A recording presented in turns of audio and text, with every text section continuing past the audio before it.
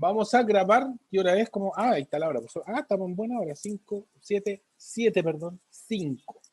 Damos inicio entonces. Hoy día vamos a ver cadenas alimentarias. Y dentro de la parte de cadenas alimentarias siempre van a entrar preguntas. Así que ojo con eso porque entra. ¿Ya? Es un contenido que sí realmente se consulta, que sí es algo que ha aparecido recurrentemente, no solo en los últimos años, desde que hay registro de las pruebas de la PSU, del año 2006 en adelante esencialmente, y basta con que ustedes vean los modelos de EMRE de los años anteriores, pues se van a dar cuenta que siempre entran estas preguntas de cadenas alimentarias.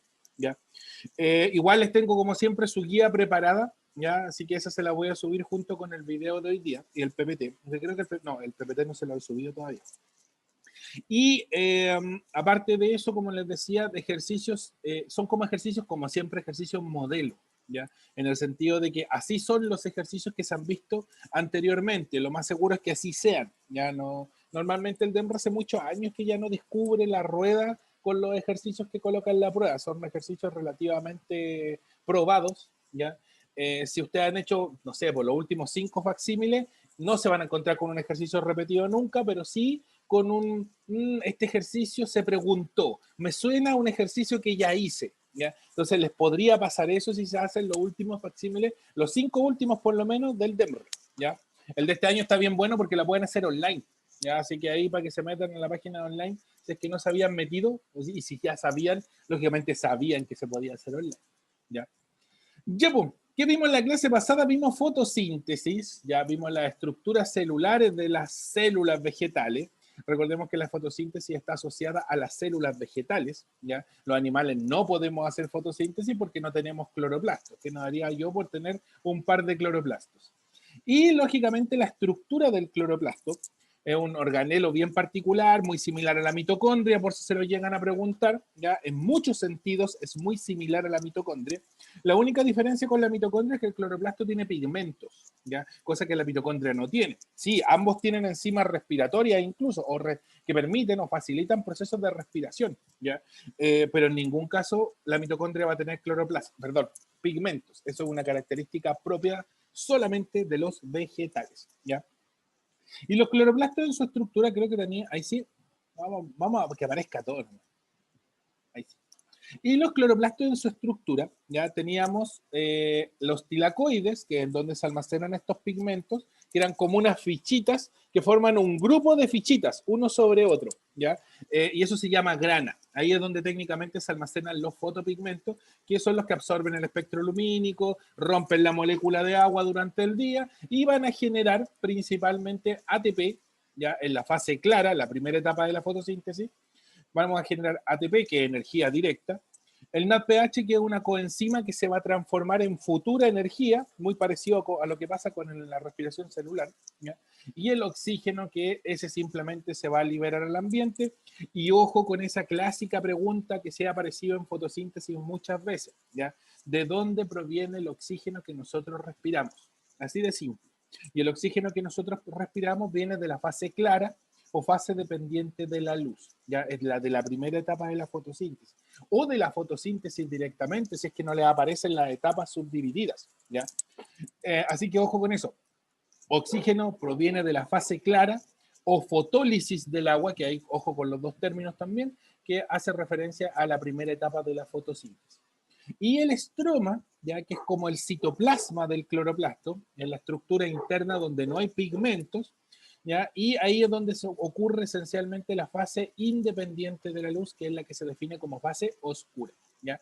Y en la fase oscura vamos a formar con el ATP del día, el NADPH del día, el oxígeno se liberó, así que no lo vamos a usar, el ATP y el NADPH con el CO2 de la atmósfera, vamos a formar principalmente la glucosa y otros compuestos orgánicos. Ojo ahí, ya si les llegan a preguntar qué compuesto orgánico, glucosa primordialmente, pero podemos formar lípidos, podemos formar proteínas también, así que ojo con eso, ¿ya? Y los factores que podrían alterar un poco la fotosíntesis y que hay factores que pueden ser inherentes de la planta, o sea, que vienen con la genética de la planta, ¿ya? Voy a detenerme un ratito porque me dice conexión de internet inestable, ahí parece que volvió. No he tenido muy buena conexión estos días, así que si llega a cortarse, escríbanme en el chat, porque yo tengo el chat aquí visible, ¿ya? Por si acaso, uno nunca sabe, ¿ya? Y me conecto del teléfono, ¿ya? Estaba yo en los factores internos, y los factores internos son los factores que vienen heredados con la planta.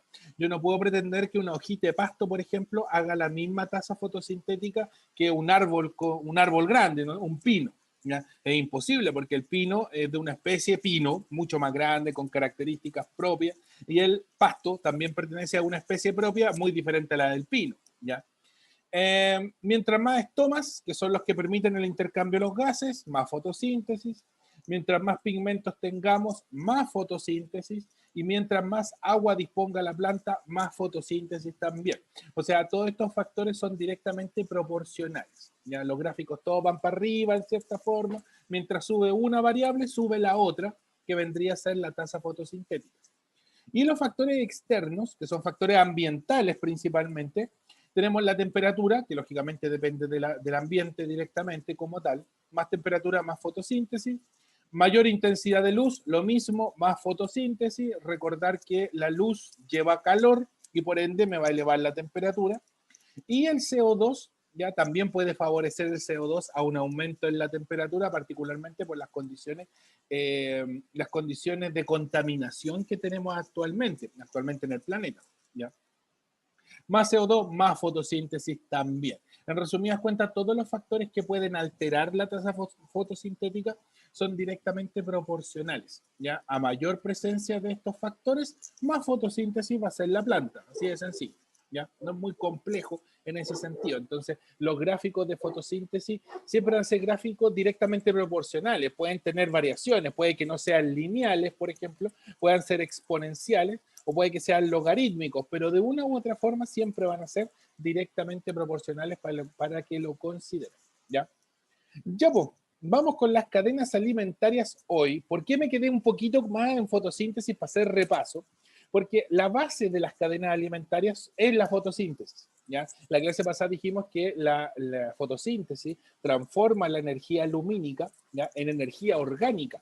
¿Ya? Y lógicamente esa energía orgánica, esa materia orgánica que se produce gracias a los productores, ¿ya?, nosotros los consumidores la aprovechamos. Entonces, sin productores, nosotros los consumidores no podríamos subsistir. Sin sol, ya que era el temor tan grande que tenían ¿cómo se llama? Las personas que vivían antiguamente en medioevo, incluso más atrás, que tenían un pánico acérrimo a un eclipse, porque la fuente energética primordial se les cortaba. ¿Ya? Y ya desde ese tiempo cachaban que sin sol un desastre podía ocurrir. ¿Ya? Y literalmente, si no hay sol, lo primero que se detendría sería la tasa fotosintética. Sin fotosíntesis se morirían las plantas y nosotros los animales simplemente subsistiríamos hasta que se nos acaben las reservas. Después de eso, simplemente también pasaríamos a mejor vida. ¿Ya? Bien, vamos a clasificar entonces a los organismos según el modo de obtención de energía, ya cómo obtienen la energía, si son productores o si son consumidores, si son autótrofos, si son heterótrofos, y cómo clasificarlos en base a la obtención de ciertos nutrientes, herbívoros, carnívoros, etc. ¿Ya? Los distintos niveles tróficos, ahí a veces se genera confusión, así que ojo con eso, porque consumidor primario es el segundo nivel trófico y esa suele ser la clásica confusión. Me colocan consumidor primario, primer nivel trófico. ¿Cómo es primario? No, el nivel primario es el productor, ¿ya? Así que ahí también lo vamos a ver. Y interpretar distintos tipos de cadenas y tramas alimentarias, y ahí es donde aparecen muchas veces las pirámides de biomasa, la pirámide de número de individuos o la pirámide de energía, que es como la más importante, como la que rige al resto. ¿Ya? Ya, a ver, me voy a meter aquí en un tema medio físico y químico, espero que no les desagrade tanto la física y la química, pero en realidad tengo que basarme en esto para poder explicar el fenómeno de las cadenas alimentarias en un ecosistema. ¿Ya? La ciencia siempre hay que considerarla como algo integral. ¿Ya? Yo no puedo entender un principio o un fenómeno entendiendo sus partes de forma desarmada. ¿Ya? Tengo que forzosamente verlas en interacción. Ya por lo menos en el ecosistema funciona así, en una comunidad, en una población. Entonces, si yo voy a estudiar biología y también en un organismo, no puedo entender, no podría estudiar, por ejemplo, una carrera de salud entendiendo solamente cómo funcionan los órganos sin entender cómo interactúa un órgano con otro. ¿Ya? Ahí se me dice conexión inestable, voy a parar un ratito. Ahí debería haber vuelto, espero que haya vuelto. Ya, entonces, a lo que voy, es que la termodinámica rige el universo. Y si rige el universo, nos rige a nosotros también. Y vamos a tener dos grandes leyes en la termodinámica. ¿Ya? La primera ley de la termodinámica dice que la energía no se crea ni se destruye, que en cierta forma la energía del universo, esa energía es una constante, ya que en cierta forma se puede transformar, pero en ningún caso se puede crear o destruir. ¿Ya? Por lo tanto, es un valor, como les digo, constante. Y la segunda ley de la termodinámica apunta que cada vez que hay una transferencia de energía, ¿ya? Hay un porcentaje X, en algunos casos está más definido, de hecho se puede calcular, hay un porcentaje de energía que se disipa y que se pierde. ¿Ya? Y esa lamentablemente es energía que no se puede aprovechar y que se va a perder en forma de calor. ¿Ya? Lógicamente yo podría hacer uso de ese calor, pero no para un calor energéticamente viable. O sea, yo me puedo colocar alrededor de la estufa para entibiarme, pero no voy a aprovechar esa energía como energía fisiológica. O sea, la energía del calor de un calefactor, por ejemplo, no le va a servir a mis células para funcionar, ¿ya? Y menos en realidad a un organismo como nosotros, que somos organismos homeotermos, que más encima regulamos nuestra propia fuente energética, o sea, no energética, fuente calórica, ¿ya? Por lo tanto, la base de las cadenas alimentarias son las leyes de la termodinámica y estos dos principios, como dicen, son leyes. O sea, yo me debo regir a ellos, me guste o no me guste. ¿Ya? Son leyes. La ley del tránsito no me la puedo saltar, pues si no van a sacar un parte. Así funcionan las leyes universales también. ¿Ya? No los quiero latear mucho con temas físicos y temas químicos. Ya, aquí te igual podría meter otro tema químico de que los ecosistemas se definen como sistemas abiertos, pero abiertos entre comillas, porque si considero el planeta Tierra como un sistema, el planeta en sí está aislado de otros planetas. Entonces pasaría a ser un sistema cerrado, ¿ya? Entonces ahí tengo que considerar ciertas variables como para poder definirlo, ¿ya? No apegarme tanto al conocimiento que aprendí, por ejemplo, en química, en ese caso, con el tema de los sistemas. ¿Ya? Pero normalmente el ecosistema, vuelvo a repetir ahí, no considerando el tema del planeta Tierra, el ecosistema se define como un sistema abierto. Por lo tanto, vamos a tener un intercambio, vamos a tener mucho flujo energético, ¿ya? Y por ende hay pérdida de energía en forma de calor. Y eso es lo que a mí me interesa, porque como hay pérdida de energía, ¿ya? Cuando un productor produce su energía, el consumidor que depende y que se come a ese productor va a recibir menos energía de la que produjo inicialmente la planta, ¿ya? Y por ende, el número de individuos, el número de consumidores va a estar forzosamente limitado. Si hay otro organismo que depende del consumidor que se está comiendo a la planta, también va a estar limitando su número porque la cantidad de energía que va a disponer también es menor. Entonces, cada vez que yo voy progresando en la cadena alimentaria, dispongo de menos energía por culpa de la maldita segunda ley de la termodinámica, ¿ya? Porque como rige el universo y siempre va a ser así, siempre voy a tener una pérdida energética en forma de calor, ¿ya? También hay que considerar ahí, y ahí ya me meto en un tema más biológico, hay que considerar que hay pérdida en forma de energía metabólica, en forma de energía fisiológica. Les doy un ejemplo para que no suene tan feo la definición. Cuando un conejito se acerca al pastito para comérselo y obtener energía, ¿ya? El pasto hace fotosíntesis, transforma la energía lumínica en energía orgánica, genera su propia glucosa, y eso es lo que aprovecha el conejo, ¿ya? En el momento que él se acerca, sale de su madriguera, levanta la cabeza a ver si viene o no viene un depredador, ya está gastando energía. Su sistema nervioso, en el acto de pensar rústicamente como buen mamífero básico, también puede pensar, pero como les digo, de una manera más rústica, también va a gastar energía, ¿ya? Porque sabemos que el impulso nervioso gasta energía.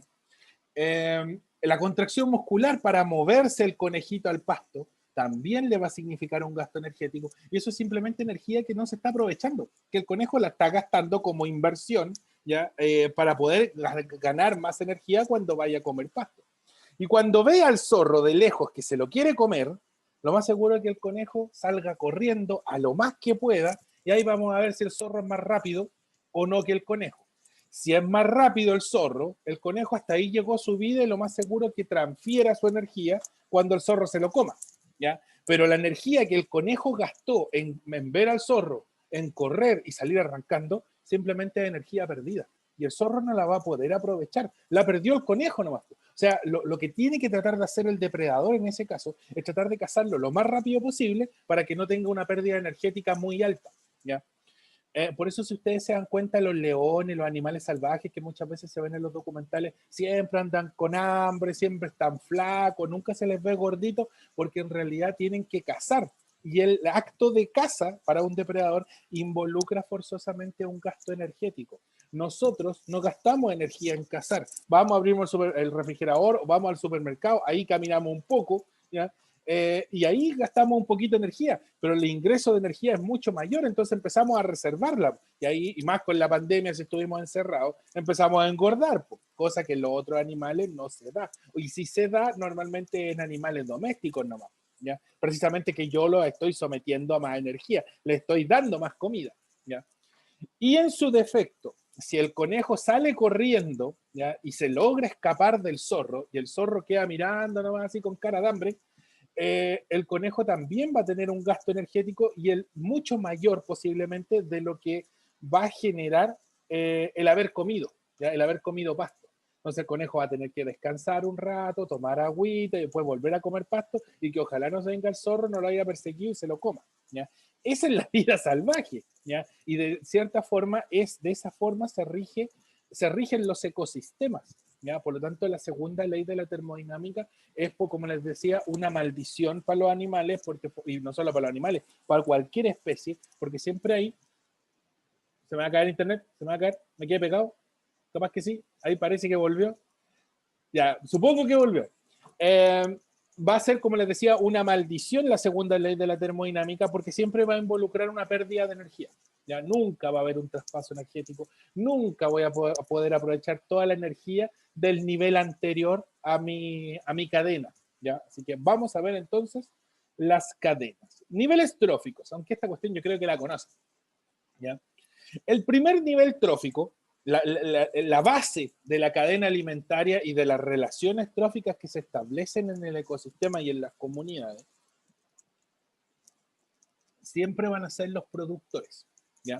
Los productores, el nombre lo indica, ¿cuál es su función? ¿Cuál es su nicho ecológico? El nicho ecológico significa la función del organismo, ¿ya?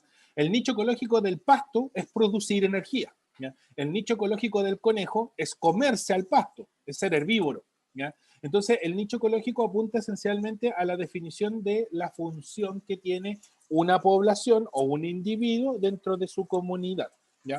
Normalmente en relación a la cadena alimentaria, a la estrategia alimentaria, a cómo comen y qué comen, en resumidas cuentas, ¿ya?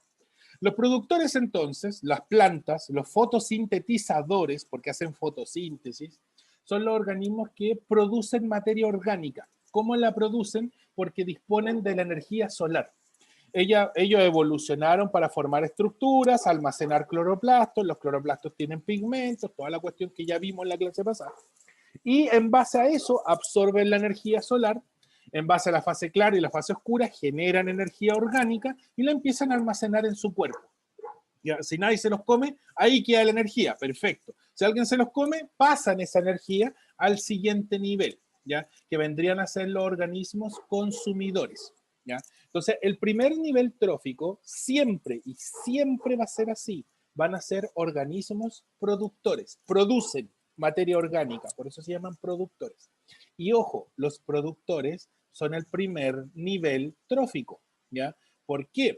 Porque aquí es donde les decía yo que aquí viene la clásica confusión.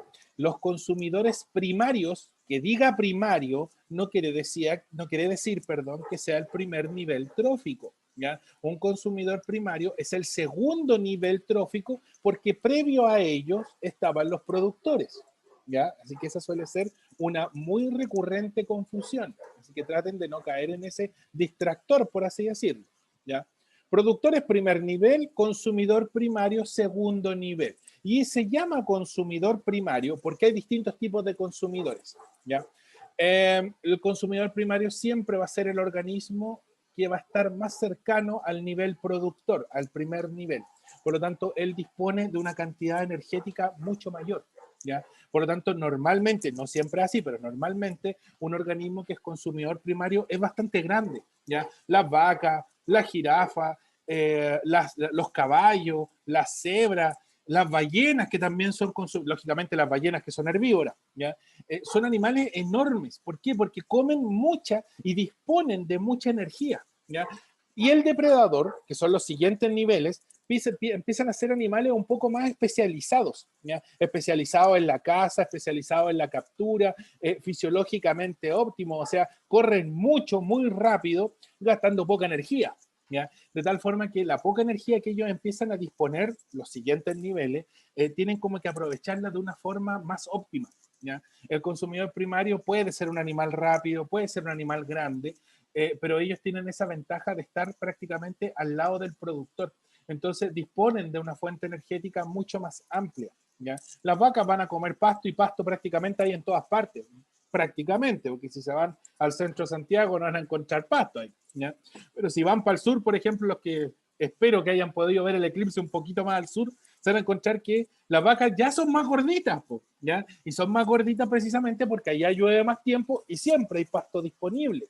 De hecho, esas vacas, si producen leche, están produciendo leche todo el año, no paran nunca, ¿ya? Precisamente porque hay mucha agua y por ende hay mucho pasto disponible, ¿ya? Por lo tanto, el consumidor primario es el organismo que dispone de la fuente energética casi directa, y digo casi porque la fuente energética primordial siempre va a ser el sol, ¿ya? Por lo tanto, los productores siempre van a disponer de esa energía que digo casi infinita, siendo que la energía no es infinita, pero si ustedes toman un hojita de pasto y consideran la enorme masa de hidrógeno que es el sol, lógicamente para él es casi infinita, ¿ya? El consumidor primario dispone, lógicamente, de más energía, ya mucho más energía, y por ende también su número, el número total de individuos, también es un poco más grande. Por eso es más fácil ver en un campo, ya ustedes van al campo, lo más seguro es que miren por la ventana y se van a encontrar, lo más seguro, puede ser que no sea así, se encuentren con un productor por la ventana. Van a ver una liebre, un conejo, una vaca o algún otro bicho que sea herbívoro, ¿ya? Si no es un animal grande, capaz que sea un bichito, ¿ya? Un insecto que sea herbívoro, ¿ya? Porque normalmente los animales herbívoros son los que van a encontrarse en mayor número, ¿ya? Menos especializados quizás, no tan temidos, ya porque el depredador ya de por sí empieza a tener características más agresivas, precisamente porque va a tener que optimizar la poca energía que dispone. Y ahí es donde vienen los consumidores secundarios, ¿ya? Si el primer nivel trófico son los productores, el segundo nivel son los consumidores primarios, ojo con esa confusión, ¿ya? También se les denomina herbívoros, ¿ya? Porque comen hierbas, así de sencillo. El consumidor secundario o tercer nivel trófico es el clásico carnívoro, pero ojo, ¿ya? Porque aquí aparece también otro bichito, otro animalito o otra especie, ¿ya? Que si es consumidora, puede ser en algunos casos omnívora, ¿ya? Aparecen estos animalitos que comen varias cosas. Y ahí de hecho aparece el zorro, aparecen los perros también, que pueden comer no necesariamente carne, ¿ya? Y pueden disponer, como que pueden bajar de nivel y comer ciertos frutos, por ejemplo, o ciertas plantas en específico. Quizás no todas, pero sí un pequeño grupo, un poquito más blando, un poquito más tierno, por así decirlo. Y ahí también caemos nosotros, ¿ya? Entonces, si le llegaran a preguntar por el omnívoro nunca va a ser productor porque no hace fotosíntesis, nunca va a ser consumidor primario porque ese es herbívoro estricto, solo come hierbas, ¿ya? El omnívoro lo más seguro es que sea o consumidor secundario, 70% de las veces, o consumidor terciario, que sería el otro 30%, ¿ya? Así que ojo ahí con el término omnívoro. Omnívoro, omni, ¿ya? Viene del latín que significa todo, ¿ya? Y boros viene de lo que come, en resumidas cuentas. Viene de borus, que es comer. Por lo tanto, omnívoro indica que come de todo, así de sencillo, ¿ya? El consumidor terciario, como les decía, dispone de menos energía. Ya si yo comparo a esta llama, sí, es como una llama, y al zorro, la llama es más grande porque dispone de más energía en comparación con el zorro, que ya es un animal un poco más especializado. Su masa muscular también es más especializada, alcanza velocidad un poco más alta. Sus fauces, por así decirlo, también están especializadas en el desgarro de la carne, no solamente en moler y apretar, ¿ya? Lo más seguro es que tenga un sistema digestivo también más sencillo, en el sentido de que va a tener boca, esófago, estómago, intestino y llano, no más allá de eso. En cambio, los herbívoros se dicen que tienen muchos estómagos, ¿ya? Y en realidad es que su esófago tiene como bolsitas, y esas bolsitas como que guardan en cierta forma plantas o pasto para que ellos la puedan como regurgitar, como que la escupen y la siguen mascando, ¿ya? Y eso es muy propio de los herbívoros en sí, no solamente las vacas o las llamas, los camelios pueden hacerlo, incluso hay insectos que también regurgitan, porque son herbívoros, ¿ya? Entonces su estructura fisiológica es un poco más grande. Como es más grande, también gastan más energía porque disponen de más energía, ¿ya? Esa es la ventaja de ser herbívoro. Pero como les decía, el consumidor terciario es un animal más pequeño, un poco más pequeño, más agresivo, con estrategias más, con estructuras, no estrategias, con estructuras más agresivas, precisamente porque tiene que optimizar la energía que tiene, ¿ya? Y el consumidor terciario, lo más seguro que él disponga de muy poca energía, por lo tanto el número de individuos también va a ser muy reducido, ¿ya? Nos faltan los cazadores desgraciados que empiezan a matar, por ejemplo, pumas, cuando en realidad ya el puma, ya por naturaleza, ya son pocos. Entonces, cazarlos involucraría, aparte de romper el equilibrio, porque, mira, siguiendo este mismo esquema, ¿ya?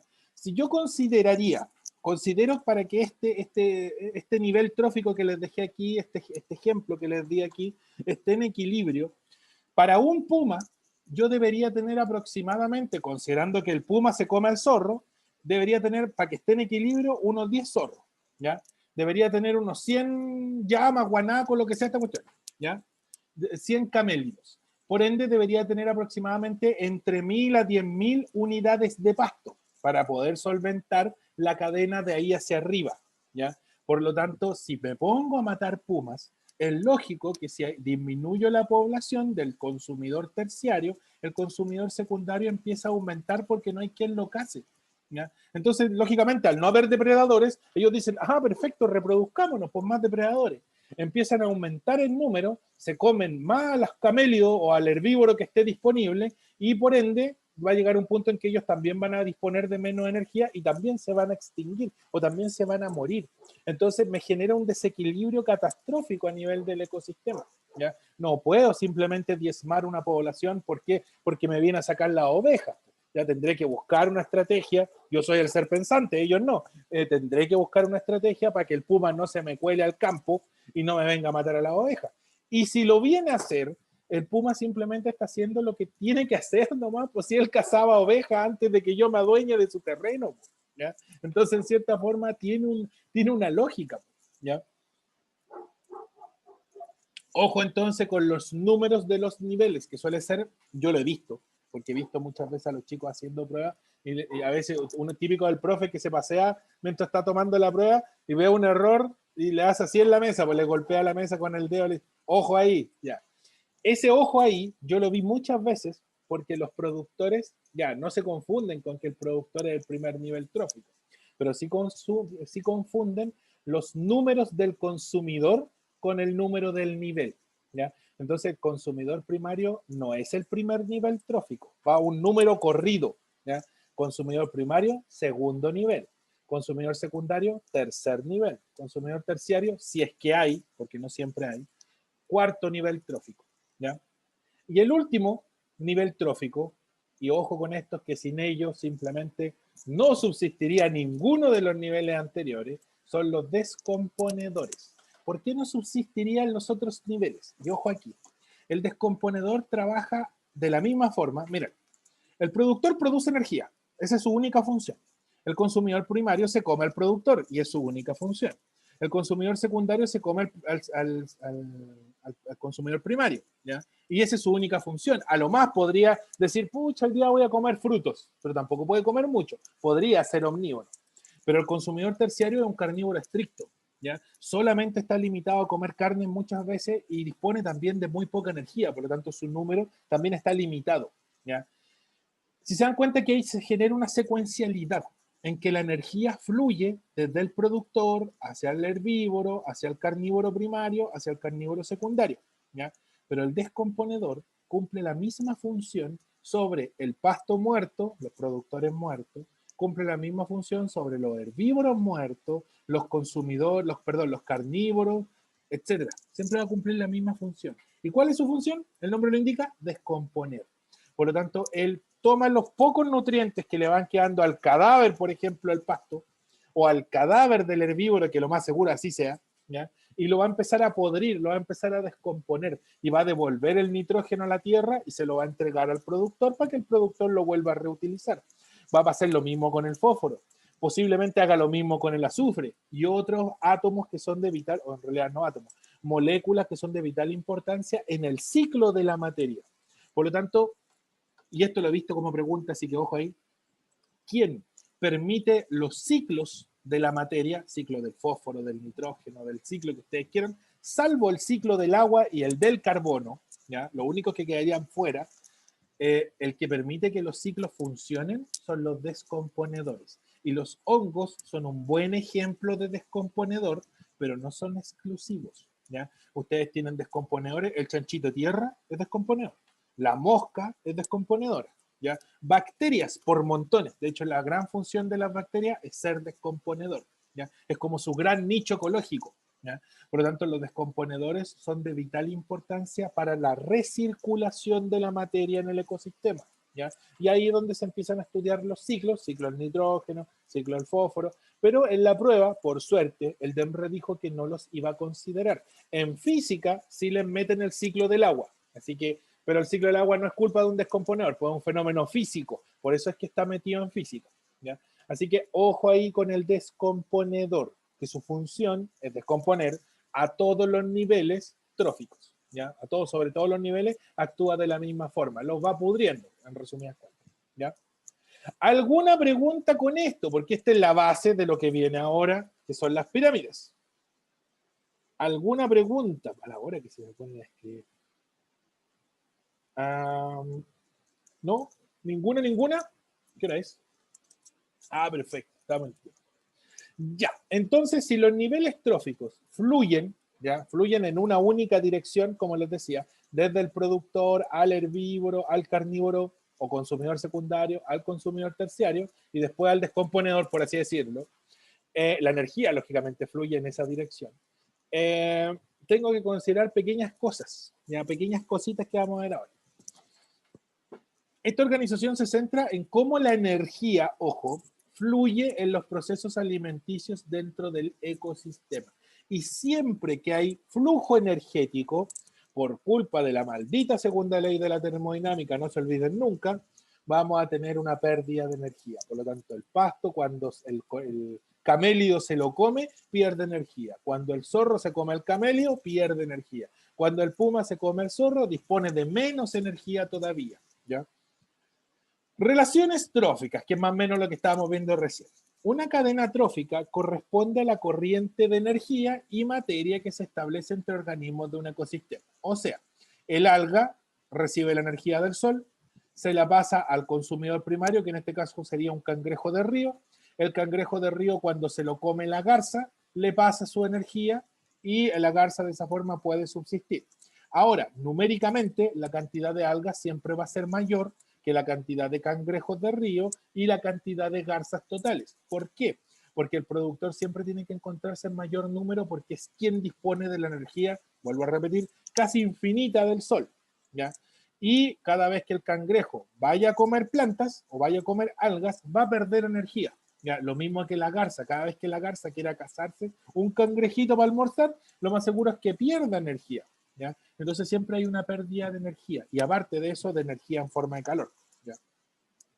Aquí tenemos esto, este de hecho es un clásico, ¿ya? ¿Qué es una trama trófica? La trama es un poco más compleja que la cadena, porque la trama son varias cadenas juntas, ¿ya? Miren, aquí tienen las algas. Una cadena sería eso, ¿ya? Simplemente un productor, un consumidor primario, un consumidor secundario. La energía fluye del productor hacia los consumidores. Punto. Una pura línea, ¿ya? Pero una trama, y ahí sí, son varias cadenas juntas. Entonces ustedes tienen la cadena alga, cangrejo, garza, pero también tienen la cadena alga, carpa, garza. También tienen la cadena fitoplancton, zooplancton, gambusia, garza. Entonces, miren, la garza tiene que comer gambusias, tiene que comer carpas y tiene que comer cangrejos de río para poder mantenerse viva, porque la energía que dispone la pobre garza por ser consumidor terciario o cuaternario, dispone de muy poca energía, ¿ya? Precisamente por eso es que tiene que diversificar su alimentación, porque dispone, como les digo, de poca energía, ¿ya? Aquí hay dos organismos productores, ¿ya? Las algas, que son las plantas del mar, ¿ya? Y el fitoplancton, ya que también son algas, pero son microalgas y no se ven, ya no se ven. No las van a ver en el agua, a menos que sea con un microscopio, ¿ya? Y estas algas, como también son algas, pero microscópicas, también hacen fotosíntesis. Así que el ecosistema marino es mucho más dinámico que el ecosistema terrestre. El ecosistema terrestre es bien básico y bien charcha en ese sentido, porque los productores normalmente o el pasto o es un árbol, elijan el árbol. Y si no es un árbol, es una matita o una plantita que va a hacer fotosíntesis, ¿ya? Lo más seguro es que ustedes lo vean, ¿ya? En el caso del fitoplancton, no, pues el fitoplancton, ustedes dicen, en el agua hay pececitos, y estos pececitos, ¿qué comerán? Comen las microalgas que están dando vuelta en el agua y que nosotros no vemos. Y sí hacen fotosíntesis, ¿ya?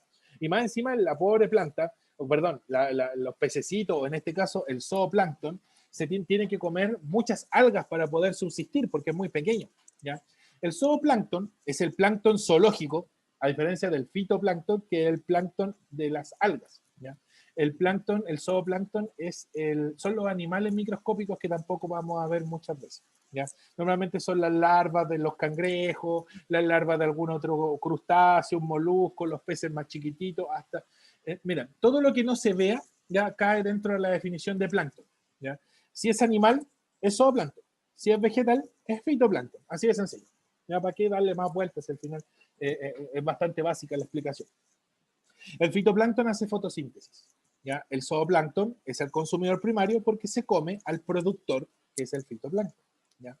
Miren, los moluscos filtran, ¿ya? También comen, ¿ya? El chorito, que uno lo encuentra tan inocente, pobre chorito, no, el chorito, las almejas, por ejemplo, ellas comen fitoplancton y meten el agua, chupan agua y ahí tratan de absorber plantas, microalgas para poder comer, ¿ya?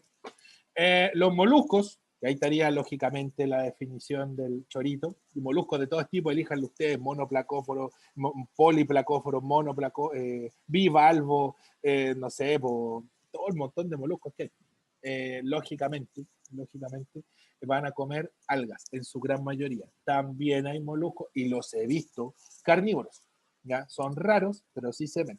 De hecho, aquí yo identifico dos caracoles, o uno por lo menos, que es carnívoro, que no debería estar aquí, ¿ya? Sí, los caracoles de mar tienen como una sierra en la boca, a diferencia del caracol de tierra. Entonces se colocan sobre los choritos, lanzan esa sierra sobre la coraza del chorito, la coraza protectora, y la perforan, ¿ya? La taladran, literalmente. Yo he visto, ya he tomado choritos que han sido dañados por moluscos y les hacen un hoyo, literalmente los perforan, ¿ya? Y mordieron por completo el animal que estaba adentro. Y lo más seguro es que vaya a morir o ya esté muerto, ¿ya? Y esté usando esté mirando la valva muerta nomás, ¿ya? El fitoplancton entonces son los productores, los moluscos aquí vendrían a ser los consumidores primarios. De hecho, aquí estos moluscos también comen algas. Miren, los moluscos aquí comen fitoplancton y comen algas macroscópicas, algas que se ven, ¿ya? Las bacterias, miren, ojo aquí, ¿cuál sería la función de la bacteria? ¿Por qué la flecha va desde la bacteria al molusco? Porque posiblemente el molusco también se coma a las bacterias, ¿ya? También coma restos orgánicos. Puede darse que los moluscos también cumplan esa función. Por eso hay tantos moluscos en el mar, ¿ya? Por eso es tan cómodo cultivar almejas, cultivar lapas, cultivar, ¿cómo se llaman estos otros? Los locos, cultivar choritos, porque los bichos crecen solos, se alimentan prácticamente de la nada, ¿ya? Se están alimentando de organismos microscópicos en donde no tengo que invertir mucho, ¿ya? Por si quieren ahí invertir en moluscos. Los peces no, los peces son animales mucho más grandes que lo más seguro es que tengan que comer, en este caso, zooplancton, o en algunos casos puedan comer algas, sí, pero tengan que filtrar mucho para mantenerse vivos, ¿ya? Por lo tanto, los peces que filtran, sí, son bastante grandes para tratar de absorber la mayor cantidad de algas posibles, ya como por ejemplo, no me va a decir que la ballena es un pez, pues lógicamente eso sería una aberración. ¿Cómo es que se llama este? El tiburón ballena, ¿ya? Que es un tiburón, no es un pez, ¿ya? No es una ballena. El tiburón ballena tiene una enorme boca sin dientes, porque ella lo único que hace es abrir la boca y tratar de filtrar la mayor cantidad de organismos microscópicos, ¿ya? Ojo con las tramas. Las tramas, como les decía, son varias cadenas juntas. Tienen que observar. Lo primero que tienen que buscar en una trama alimentaria es el productor, ¿ya? En este caso, alga. Pero no es el único productor, por lo tanto tienen que buscar cuáles son los productores. Aquí tienen dos productores, el fitoplancton y las algas, ¿ya? ¿Podría ser que tengan tres? Sí, podría darse. Tendrían que entrar a analizar, ¿ya? Normalmente, ¿cómo identificar a un productor? Muy sencillo. Las flechas siempre salen de ellos. Miren aquí, el fitoplancton, la flecha sale hacia el zooplancton y sale hacia los moluscos. Este es productor porque siempre sale, la energía sale de él, ¿ya? La alga aquí también, pues las flechas no apuntan hacia el alga, lógico, porque el alga no come nada, pues es productor. Salen de él porque es productor, ¿ya? Sale la energía hacia la carpa, sale la energía hacia el molusco, sale la energía hacia las algas. Esa es la forma que tienen, sin saber zoología, lógicamente, para poder determinar cuál es un organismo productor, ¿ya? Porque pónganse que les coloquen una cadena o una trama muy rebuscada con unos bichos que ustedes no les saben los nombres, entonces no voy a saber determinarlo por el puro nombre, ¿ya? De esa manera ustedes lo pueden determinar. Fijen de dónde salen las flechas. Si llegara, por ejemplo, a pasar una flecha de la bacteria al fitoplancton, este fitoplancton no podría ser el productor, ¿ya? Las flechas jamás van a ir hacia un productor. Al contrario, siempre van a salir de él. Esa es la forma de identificar en una cadena o en una trama quién es el productor, ¿ya? Siempre las flechas salen de él.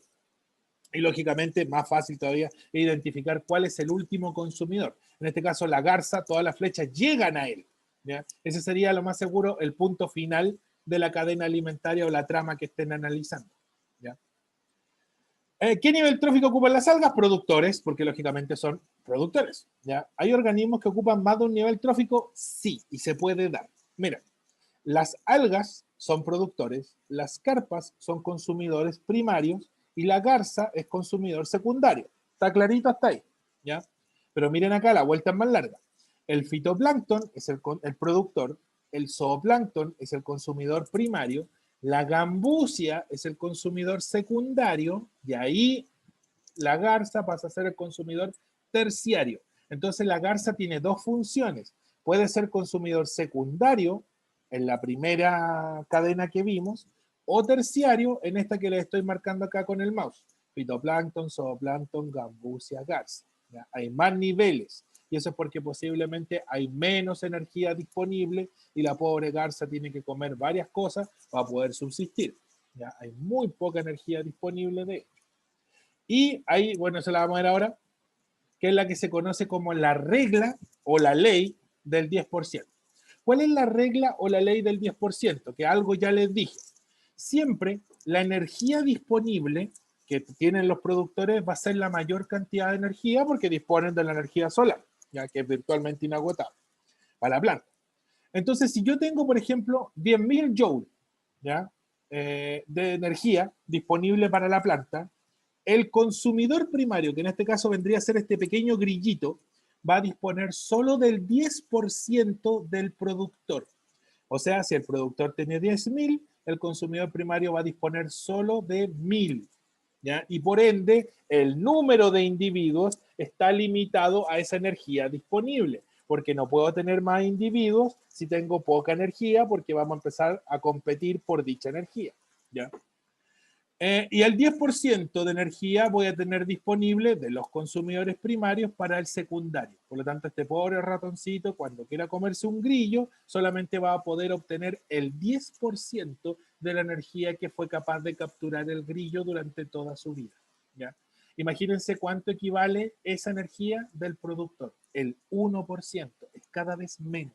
Y el pobre consumidor terciario, cuando se quiera comer a la pobre laucha que está aquí, va a disponer del 10 joule y tenía inicialmente 10.000.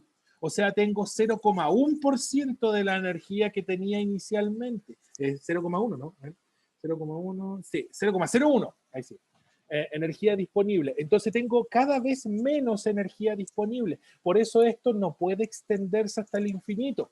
No puedo tener consumidores cuaternarios o de quinto nivel, ¿ya? Porque no tendría energía para ellos. Entonces, lo más seguro es que la cadena alimentaria no se extienda más allá del consumidor terciario, ¿ya? Si llego hasta el secundario, es como lo ideal, como que ahí tengo ya energía disponible. Pero si aparece un terciario, este pobre va a andar muerto de hambre, siempre va a andar buscando qué comer, qué cazar, porque la cantidad de energía que dispone es muy poca, ¿ya? Esta es la regla del 10%. Y esta pirámide que ustedes están viendo aquí es la pirámide de energía. ¿Ya? Existen 3 pirámides que la vamos a ver ahora. La pirámide de energía es la pirámide madre, ¿ya? Es la que rige, por así decirlo, a la pirámide de número, número de individuos, y a la pirámide de biomasa, que es la cantidad de materia orgánica disponible, ¿ya? Vamos a ver al tiempo. Ahí ya expliqué un poco la regla del 10%. Un alto porcentaje de energía que recibe el organismo se emplea, que era lo que les explicaba yo, en los procesos vitales, o sea, para arrancar, para comer, para despertarme, para dormirme, para mantener mi fisiología, ¿ya? Y parte se libera al ambiente en forma de calor. De hecho, nosotros estamos perdiendo energía por radiación, si no me equivoco, ahí los que saben más de física me ilustran, porque siempre estamos como emanando calor, ¿ya? Y precisamente a esa energía se pierde, ¿no? Vamos a ver los otros tipos de pirámides. Aquí están. Pirámides. La de número, que es la que vimos recién. ¿Ya? O sea, perdón. La de energía, ahí sí, que es la que vimos recién. Donde siempre el número de productores va a ser enorme la energía que disponen, porque disponen siempre de la energía solar. ¿Ya? Siempre, ojo con eso, siempre la pirámide de energía tiene forma de pirámide, ¿ya? Tiene una enorme base de productores y cada vez un número reducido de consumidores. ¿Ya? Ahí depende si van a tener un consumidor, 2 consumidores o 3 consumidores, ¿ya? Siempre va a tener forma de pirámide. Pero si se dan cuenta aquí, miren lo que pasa con la biomasa, miren lo que pasa con la pirámide de número, ¿ya? El número puede tener forma de pirámide, sí, de hecho aquí este joule podría transformarlo en cantidad de individuos fácilmente, ¿ya? Y tendría la misma regla del 10%. Pero puede darse que la pirámide, miren la forma que tiene, como de pino de Navidad, ya que estamos en época de festividad, tienen muy poquitos productores. Miren, numéricamente tienen un puro árbol que mantiene a un montón de orugas, o un montón de pajaritos pequeños y a un grupo aún más reducido de pajaritos más grandes, ¿ya? ¿Por qué? Porque la cantidad, la tasa fotosintética, la cantidad de fotosíntesis que hace un puro árbol, le es capaz de mantener al número de individuos que está expresado aquí. Entonces, la pirámide de número tiene forma de pirámide, igual que la forma de pirámide de energía, en la gran mayoría de las veces, pero puede tener forma, miren, esta forma atípica, una forma de rombo o de pirámide invertida puede que le aparezca, cuando el productor, como dicen los matemáticos, sí y solo sí, cuando el productor es enorme, ¿ya? Imagínense, por ejemplo, una araucaria, una sola. Una araucaria le da de comer a un montón de orugas que viven de ella, a un montón de pajaritos que se comen a esa oruga, a un montón de pudús que van a comer lo que va a ir botando el pajarito o pajaritos más grandes que también van a ir comiendo los pajaritos más pequeños, por así decirlo, y es solo una araucaria. ¿Por qué? Porque la cantidad de energía que produce esa araucaria le permite solventar los gastos de todos los otros bichos, ¿ya? Por lo tanto, puede darse que el productor, uno solo, pues sea capaz de solventar a la pirámide completa siempre y cuando sea un productor grande, ¿ya? Ojo con eso, un árbol grande, ¿ya? Así que la pirámide de números sí se les puede invertir cuando, vuelvo a repetir, el productor es grande, ¿ya? Y la pirámide de biomasa, la biomasa que es la cantidad de materia orgánica disponible, la cantidad de carbono disponible, ¿ya? La carne disponible, como ustedes le quieran llamar, porque no necesariamente es carne si me voy a comer plantas, pues ahí no estoy comiendo carne, pero estoy comiendo glucosa, y la glucosa es materia orgánica, ¿ya? Entonces, la biomasa es la materia orgánica en peso seco, ahí para que sea un poquito más técnico, ya sin agua. Miren lo que pasa aquí. Los productores tienen esta cantidad de biomasa, los herbívoros disponen de una cantidad mucho menor y los carnívoros disponen aún de menos cantidad de biomasa disponible, ¿ya? Y se puede invertir, ¿ya? Ojo con eso porque aquí también puede ocurrir una inversión. Siempre y cuando, y aquí ojo con esto, la cantidad de fitoplancton o la cantidad, para empezar, la biomasa se invierte siempre, solamente se puede invertir en el ecosistema marino, nunca en el terrestre, para empezar, ¿ya? En el mar, ¿ya? No así la de número. La de número se les puede invertir lo más seguro que sea en la tierra, porque no tengo algas que sean muy grandes o más grandes que una planta, que una araucaria, ¿ya? O una lerce, que son mucho más grandes, ¿ya? Pero la pirámide de biomasa se puede invertir, solo se va a invertir, si es que se invierte, en el mar, ¿ya? Y cuando se invierte, es porque la cantidad de zooplancton supera al número de fitoplancton. Y pasa un fenómeno parecido. El fitoplancton es lo suficientemente grande como para darle de comer a todos estos animalitos pequeñitos que van a vivir a expensas de estas algas que también son microscópicas. O sea, ¿puedo tener bichitos más chicos que las algas microscópicas? Sí, ¿ya? Se puede invertir, como les digo, de la misma manera, ¿ya? Entonces van a tener más zooplancton que fitoplancton y eso va a darse solo, como les digo, en el mar. Solo en el mar se les invierte la pirámide de biomasa. Y la de energía, ya que fue la primera que explicamos, jamás se invierte, jamás. ¿Por qué? Porque la de energía está regida directamente por la segunda ley de la termodinámica. Y como es dependiente de la segunda ley de la termodinámica y la segunda ley dice que siempre hay pérdidas de energía, siempre va a tener forma de pirámide, ¿ya? Porque en realidad estos peldaños son generados por la pérdida de energía, ¿ya? Y siempre va a haber pérdida de energía. Por lo tanto, la pirámide de número, la pirámide de biomasa, la pirámide de energía son pirámides normalmente. ¿Puede invertirse la de número? Sí, cuando el productor es grande. La pirámide de biomasa, lo mismo, es cuando el productor es grande, ¿ya? Es grande dentro de lo microscópico, lógicamente, ¿ya? Y la pirámide de energía jamás, de los jamases, se invierte, ¿ya? Nunca se va a invertir. La pirámide de números se puede invertir en cierta forma en los ecosistemas terrestres y la de biomasa se va a invertir sí, solo sí, como dicen los matemáticos, en el mar, ¿ya? En los ecosistemas marinos, que son mucho más dinámicos, son bastante más entretenidos en realidad que los terrestres, pero hay mucha cuestión que estudiar y uno nunca va a terminar de estudiar si estudia el ecosistema marino, ¿ya? Particularmente el de nuestras costas, porque tenemos una costa que es enorme. Pues. Entonces, si quieren estudiar biología marina, por ejemplo, tienen que estudiar la biología marina del norte, del centro y del sur. Y normalmente los bichos que viven en el norte no son parecidos a los del centro y ni se asemejan a los que viven en el sur, ¿ya? Así que ahí tienen mucho para estudiar si quieren estudiar biología marina. Y termino con esto, ¿ya ves? Sí, alcanzamos. El fenómeno de bioacumulación. Y ojo con esto aquí porque se puede dar, nos puede afectar también, particularmente con el tema de los metales pesados, ¿ya? Hace mucho tiempo en Japón, de hecho los japoneses, para variar siendo la punta de lanza en alguna investigación científica, los japoneses se dieron cuenta de que ellos empezaron a contaminarse con el mercurio, ¿ya? Particularmente con mercurio. Entonces ellos decían, pero ¿cómo? Si nosotros no vivimos cerca no vivimos en una minera, el agua que estamos consumiendo es agua completamente potabilizada, le hicieron análisis, no aparecía mercurio, ningún metal pesado, ¿por qué no estamos contaminando con mercurio? ¿Ya? Y era porque comen o tienen una dieta principalmente basada en peces, ¿ya? En los pescados que van sacando, y ellos comen mucho atún, ¿ya? Y el problema con el atún es que el atún se come, es carnívoro, y come otros pececitos, ya más pequeños, lógicamente, y esos pececitos progresivamente se contaminan con mercurio y absorben el mercurio de, pucha, el cardumen de peces no vive en la costa de Japón, pónganse, que vive en la costa de India, pero se va moviendo con las corrientes marinas. Entonces, es como que el cardumen de peces se mete en una autopista y cada cierto tiempo se va moviendo, ¿ya? Persiguiendo los nutrientes.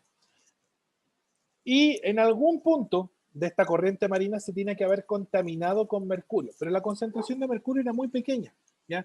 Tan pequeña que no mató al pez cuando se comió lo que tenía mercurio, a la planta que tenía mercurio, por ejemplo, y lo empezó a acumular. Y lo empiezan a acumular particularmente con los metales pesados, se empieza a acumular en el tejido adiposo, en la grasa del pez, ¿ya? Los peces también tienen grasa, ya tienen mucho menos grasa que nosotros porque no forman triglicéridos, pero sí forman grasa, ¿ya? El atún que se come estos pececitos, ¿ya? Que ya vienen contaminados con mercurio, cuando come el atún a estos pececitos no se come uno para vivir, sino que se va comiendo varios durante, hoy se come dos, mañana se comerá uno, pasado mañana se comerá tres y así, entonces come varios. Y durante toda su vida del atún va absorbiendo el mercurio de los peces que se está comiendo. Pero la concentración sigue siendo lo suficientemente baja como para no matar al atún, ¿ya? Y el atún empieza a guardarlo en sus reservas de tejido adiposo, ¿ya? En la grasa. Cuando nosotros cazamos el atún, ¿ya? Y atrapamos un feroz atún que fácilmente puede medir 3 metros, es un enorme pescado, ¿ya?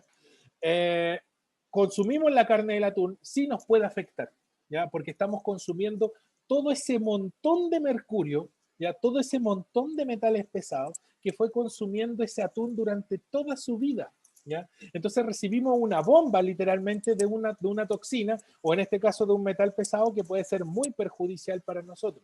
Y en nosotros nos viene a hacer daño. Es como un castigo recíproco, por así decirlo. Ah, no les gustó contaminar el mar, ya pues, castíguense entonces comiéndose su mercurio, una cosa así, ¿ya? Ese es el fenómeno de bioacumulación. Se va acumulando un desecho, una toxina, porque no necesariamente puede ser con un metal pesado, y se va amplificando en la cadena alimentaria, ¿ya? Entonces, sobre cada nivel trófico, esta partícula no se desecha, siempre anda dando vueltas en los niveles tróficos y siempre va aumentando en número, en concentración, porque no abandona la cadena alimentaria, siempre se va guardando o se va reservando, como no mata el nivel anterior, se va guardando, ¿ya? Los gringos también lo estudiaron, pero no con mercurio, lo estudiaron con un pesticida que de hecho ya no se ocupa, que se llama DDT, ¿ya? O por lo menos los gringos no lo ocupan.